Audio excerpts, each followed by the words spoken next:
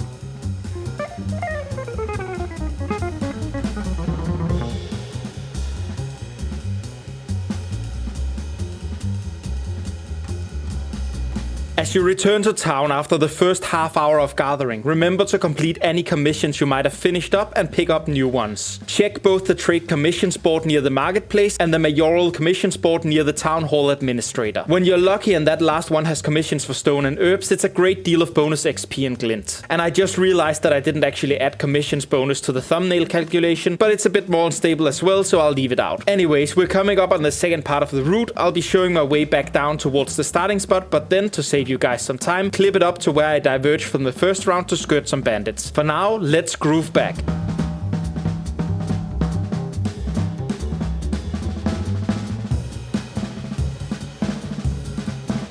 Legendary Flax is an incredibly lucky find. As I harvest the surrounding daffodils, I note down that I found it at 2:05 and make a note of the location. Flax respawns in exactly 4 hours, and in the current system, nodes retain their rarity between harvests. So this node will respawn at 6:05 AM as another legendary Flax node. I have videos on this and my hopes for how the system will change, which I will share at the end of this video. The only thing that stops this continual farming currently is a node shuffle that happens about every 24 hours, with each node on a separate shuffle timer. When that happens, the node can respawn as something else, and unfortunately this Flax was a moonbell when I returned for it.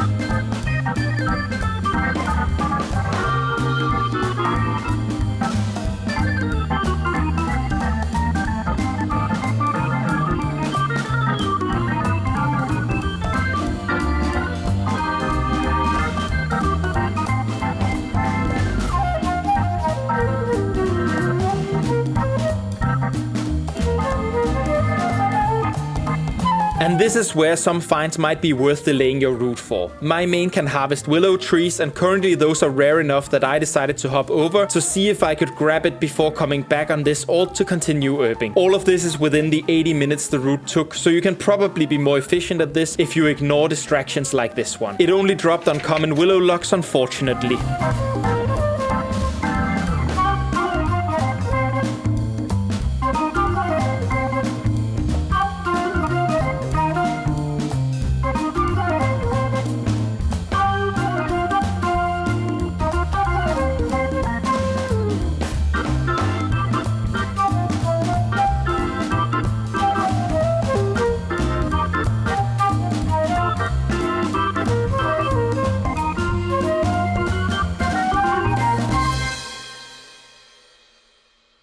And here is where I cut forwards a bit. This round I noticed a huge bounty up on the side of the mountain and decided to grab it, even though a lot of mobs way above my character level of 4 were here. Aggro ranges seem to be short enough that you can move about 3 running steps closer after the name becomes completely red, or you can shuffle forward a bit longer. This isn't exact advice, so be careful and don't test it with a wolf or grim unless you are playing a class with godlike mobility. As you can see here, I constantly look around to check for patrolling NPCs and target the mob I deem closest to easily keep it in my focus as I gather near it. The biggest risk once you have an instinct for aggro radii will be players riding through, unwittingly training mobs close to you. Be ready to move well out of the way and wait for a bit if a player recklessly rides past. Otherwise, enjoy the bounty, few others dare claim.